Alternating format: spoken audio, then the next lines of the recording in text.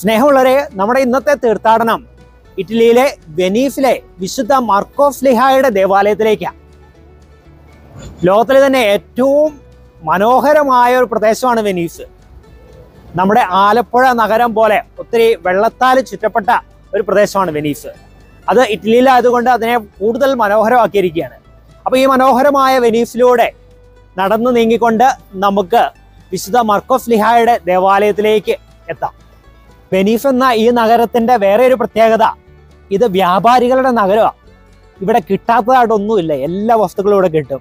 സ്വർണം, അതുപോലെ തന്നെ രത്നങ്ങൾ, വജ്രങ്ങൾ എന്ന് വേണ്ട ലോകത്തിലെ എല്ലാം ഇവിടെ കിട്ടും. കാരണം വ്യാപാരികളുടെ ഒരു നഗരമാണ്. പണ്ട് സ്കൂളിൽ പഠിച്ചതായിട്ട് ഓർക്കുന്നു, മെർച്ചൻസ് ഓഫ് വെനീസ് എന്നൊരു നോവല്. അന്ന് ആ ഒരു പശ്ചാത്തലത്തിലൊക്കെ ചിന്തിക്കുമ്പോൾ അതുമായിട്ട് റിലേറ്റ് ചെയ്ത് ചിന്തിക്കാനായിട്ട് ഇവിടെ വരുമ്പോൾ സാധിക്കുന്നു. ഈ വ്യാപാരികളുടെ നഗരത്തിലൂടെ നമുക്ക് വിശുദ്ധ മർക്കോസിന്റെ ദേവാലയത്തിലേക്ക് നടന്നു നീങ്ങാം. വെനീസ് ഇറ്റലിയുടെ ജലനഗരിയായി അറിയപ്പെടുന്ന മനോഹരമായ ഒരു നഗരമാണ്. കനാൽ വഴി നീങ്ങുന്ന ഈ നഗരത്തിൻ്റെ ഒരു രമണീയത, അത് അനുഭവിക്കുമ്പോൾ നമ്മുടെ ഹൃദയത്തിലുണ്ടാകുന്നൊരു സന്തോഷം. ഇവിടെ വരുന്ന എല്ലാവരും ആ ഒരു സന്തോഷത്തിലാണ് കേട്ടോ. വെനീസ് ഇങ്ങനെ ജലത്താൽ ആലിംഗനം ചെയ്ത് നിൽക്കുന്ന ഒരു നഗരമാണ്. മനോഹരമായ ഈ പാലങ്ങൾ, അതുപോലെ തന്നെ പഴയകാല മാർബിൾ കെട്ടിടങ്ങൾ, ചുരുളിമയാർന്ന വഴികൾ, ഇങ്ങനെ എല്ലാം കൂടെയും കൂടുമ്പോൾ നമ്മളൊരു സ്വപ്നം കാണുന്ന ഒരു അനുഭൂതിയാണ്. റിയാൾട്ടോ പാലമൊക്കെ ഈ വെനീസിൻ്റെ ചരിത്ര സ്മാരകങ്ങളാണ് കേട്ടോ. വെനീസിൻ്റെ ഈ കനാലുകളൊക്കെ നഗരത്തിൻ്റെ ഹൃദയം തന്നെയാണ്. പ്രത്യേകിച്ച് ഇവിടെ വരുന്നവർക്ക് ഗോണ്ടോള സവാരി, അത് ഏത് സന്ദർശകനും നൽകുന്ന ഒരു വേറിട്ട ഒരു അനുഭവമുണ്ട്. ഇങ്ങനെ ജലത്തിലൊക്കെ ഇങ്ങനെ തൂങ്ങി നിൽക്കുന്ന മനോഹരമായ കെട്ടിടങ്ങളുടെ അടിയിലൂടെയും അതുപോലെ തന്നെ ഈ പാലങ്ങൾക്ക് അടിയിലൂടെയൊക്കെ യാത്ര ചെയ്യുമ്പോൾ കിട്ടുന്നൊരു അനുഭവം. നമ്മളിതാ വെനീസിൻ്റെ ഹൃദയഭാഗത്ത് സ്ഥിതി ചെയ്യുന്ന വിശുദ്ധ മർക്കോസ്ലിഹായുടെ ദേവാലയത്തിലേക്ക് എത്തിയിരിക്കുകയാണ്. ഈ സെൻറ്റ് മാർക്ക് ബസലിക്ക വെനീസിലെ ഏറ്റവും പ്രശസ്തമായ പള്ളികളിലൊന്നാണ് കേട്ടോ. ഇത് മാത്രമാണ് ഇവിടുത്തെ പള്ളിയെന്ന് വിചാരിക്കരുത്. മുട്ടിന് ഇവിടെ വലിയ വലിയ പള്ളികളുണ്ട്. എന്നാൽ അതിലൊക്കെ ഏറ്റവും പ്രധാനപ്പെട്ട പ്രശസ്തമായ ഒരു സാംസ്കാരിക പൈതൃകത്തെ പ്രതിനിധീകരിക്കുന്ന ഒരു അതുല്യ സ്മാരകമാണ് ഈ വിശുദ്ധ മർക്കോസ്ലിഹായുടെ ഈ ദേവാലയം. നമ്മൾ ദേവാലയത്തിൻ്റെ ഉള്ളിലേക്ക് വീക്ഷിക്കുമ്പോൾ നമുക്കിങ്ങനെയാണ് കാണാനായിട്ട് സാധിക്കുക. ഇതെല്ലാം മുഴുവനും സ്വർണ്ണത്താൽ അലങ്കരിച്ച് വെച്ചിരിക്കുന്നതാണ് കേട്ടോ. അതാണ് ഇതിൻ്റെ ഒരു പ്രത്യേകത. സ്വർണ്ണത്താൽ തീർത്ത ഒരു ദേവാലയം എന്ന് തന്നെ നമുക്ക് പറയാം. അതുകൊണ്ട് തന്നെ ഇത് വെനീസിൻ്റെ അഹങ്കാരമായിട്ട് നിൽക്കുന്ന ഒരു വാസ്തുശില്പം കൂടിയാണ്. AD 828 ഈ ദേവാലയം പണി ആരംഭിക്കുന്നത്. AD 832 പണി പൂർത്തിയാക്കി. ഇതിൻ്റെ മറ്റൊരു പ്രത്യേകത എന്ന് പറയുന്നത് ഇതിൻ്റെ ഫ്ലോറിങ്ങിന് ഉപയോഗിച്ചിരിക്കുന്ന മൊസൈക്കുകൾ. ആരെയും ആകർഷിക്കുന്ന വ്യത്യസ്ത തരത്തിലുള്ള മൊസൈക്കുകളാണ് നമുക്കിവിടെ കാണാനായിട്ട് സാധിക്കുക. നമ്മളിതാ അൾത്താരയെ ലക്ഷ്യമാക്കി മുന്നോട്ട് പോവുകയാണ്. ഈ അൾത്താരയുടെ അടിയിലാണ് വിശുദ്ധ മർക്കോസ്ലിഹായുടെ ഭൗതിക അവശിഷ്ടങ്ങൾ അടക്കം ചെയ്തിരിക്കുക. വിശുദ്ധ മർക്കോസ്ലിഹായുടെ മാധ്യസ്ഥം അപേക്ഷിച്ച് നമുക്ക് പ്രത്യേകമായിട്ട് പ്രാർത്ഥിക്കാം. അതുപോലെ തന്നെ ഈ ദേവാലയത്തിൻ്റെ മുകൾ ഭാഗവും എല്ലാം ഗോൾഡ് കൊണ്ട് നിർമ്മിച്ച, സ്വർണം കൊണ്ട് നിർമ്മിച്ചതാണ്. അതുപോലെ തന്നെ തൊട്ട് ഇതിൻ്റെ പുറകിൽ നിൽക്കുന്ന പാൽദോറോ എന്ന് പറയപ്പെടുന്ന ഒരു ആർട്ട് പീസുണ്ട്. അത് സ്വർണം കൊണ്ട് നിർമ്മിച്ചതാണ്. ഈ പാൽദോറോ 3 മീറ്റർ വീതിയും 2 മീറ്റർ ഉയരവും ഉള്ള സ്വർണം നിറഞ്ഞൊരു കലാസൃഷ്ടിയാണ്.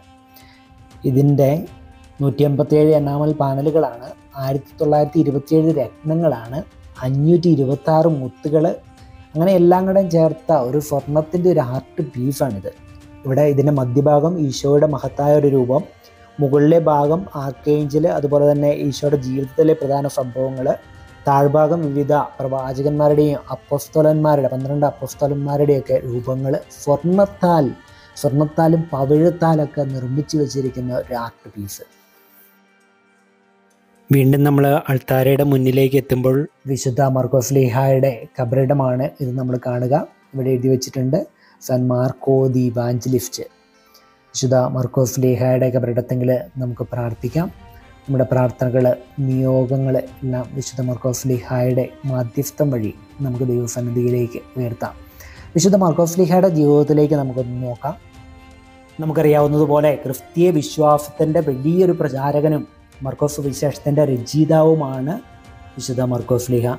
ജെറുസലേമിലാണ് മർക്കോസ് ശ്ലീഹ ജനിച്ചു എന്ന് പറയുന്നത്. അപ്പോസ്തല പ്രവർത്തനങ്ങളുടെ പുസ്തകത്തിൽ നമ്മൾ വായിക്കുന്നുണ്ട് വിശുദ്ധ പൗലോസും വിശുദ്ധ ബർന്നബാസും അദ്ദേഹത്തെ അന്ത്യോക്യയിലേക്ക് സുവിശേഷ പ്രഘോഷണത്തിനായിട്ട് കൂട്ടിക്കൊണ്ടു പോകുന്നതായിട്ട് നമ്മൾ കാണുന്നുണ്ട്. അങ്ങനെ വിശുദ്ധ മർക്കോസ് ശ്ലീഹ അലക്സാണ്ട്രിയയിലെത്തി അലക്സാണ്ട്രിയ നഗരത്തിലെ ഈശോയെക്കുറിച്ച് പ്രഘോഷിക്കുകയും ക്രിസ്തീയ സഭ സ്ഥാപിക്കുകയും ചെയ്യുന്നു. അങ്ങനെ അലക്സാണ്ട്രിയയിലെ ആദ്യത്തെ ബിഷപ്പ് കൂടിയാണ് വിശുദ്ധ മർക്കോസ് ശ്ലീഹ. ഇതിപ്പോഴും കോപ്റ്റിക് ഓർത്തഡോക്സ് സഭയായിട്ട് നിലകൊള്ളുന്നുണ്ട്. അതിനുശേഷം AD 68 അലക്സാണ്ട്രിയയിൽ പാഗൻസ് അദ്ദേഹത്തെ പീഡിപ്പിക്കുകയും ഈശോയെ പ്രഘോഷിച്ചതിനാലും അതുപോലെ തന്നെ ക്രൈസ്തവ വിശ്വാസം നട്ടുവളർത്തിയതിനാലൊക്കെ അദ്ദേഹത്തെ പീഡിപ്പിക്കുകയും പിന്നീട് വധിക്കുകയും ചെയ്യുന്നു. അങ്ങനെ ഈശോയ്ക്ക് വേണ്ടി രക്തസാക്ഷിയായിട്ട് മാറുകയാണ് വിശുദ്ധ മർക്കോസ് ശ്ലീഹ. നമുക്ക് വിശുദ്ധ മർക്കോസ് ശ്ലീഹയുടെ പ്രത്യേക മാധ്യസ്ഥം അപേക്ഷിച്ച് പ്രാർത്ഥിക്കാം. നമ്മുടെ പ്രാർത്ഥനകൾ, നിയോഗങ്ങളൊക്കെ ദൈവസന്നിധിയിലേക്ക് വിശുദ്ധ മർക്കോസ് ശ്ലീഹയുടെ മാധ്യസ്ഥം വഴി നമുക്ക് ഉയർത്താം. ഒപ്പം തന്നെ നമുക്ക് ഈശോയെ പ്രഘോഷിക്കുവാനുള്ള നമ്മുടെ ദൗത്യം നമുക്ക് ഏറ്റെടുക്കാം. ജീവിതം കൊണ്ട് ക്രിസ്തുവിന് വേണ്ടി നിലകൊള്ളുവാനും ജീവിതം കൊണ്ട് ക്രിസ്തുവിനെ പ്രഘോഷിക്കുവാനും നമുക്കും പരിശ്രമിക്കാം. ഇനി നമ്മൾ ഇവിടെ നിന്ന് ദേവാലയത്തിൻ്റെ മുകളിലേക്ക് നീങ്ങുകയാണ്. ഇവിടെ നിന്നുള്ളൊരു സ്റ്റെയർ കേസ് കയറി നമ്മൾ ദേവാലയത്തിൻ്റെ മുകളിലേക്ക് എത്തുമ്പോൾ ഇവിടെ വലിയൊരു മ്യൂസിയമാണ്.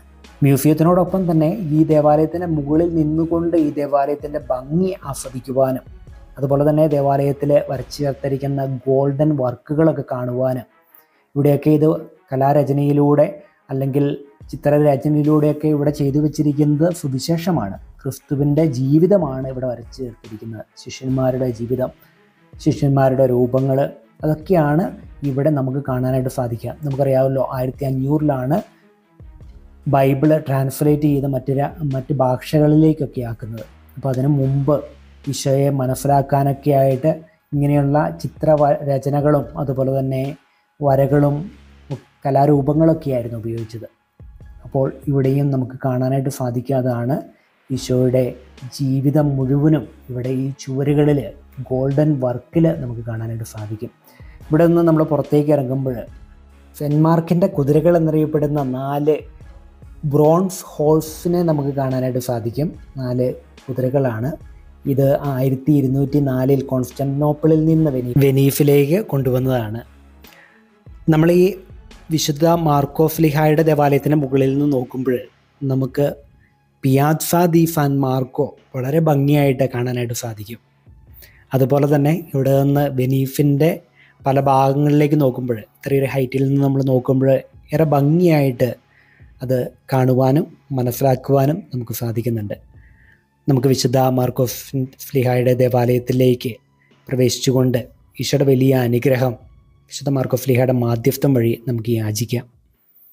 നമ്മുടെ കർത്താവായ ഈശോ മിശിഹായുടെ കൃപയും പിതാവായ ദൈവത്തിൻ്റെ സ്നേഹവും പരിശുദ്ധാത്മാവിൻ്റെ സംസർഗവും വിശുദ്ധ മാർക്കോസ് ശ്ലീഹായുടെ പ്രത്യേക മാധ്യസ്ഥവും നാം എല്ലാവരോടും കൂടെ ഉണ്ടായിരിക്കട്ടെ, ഇപ്പോഴും എപ്പോഴും എന്നേക്കും. ആമേൻ.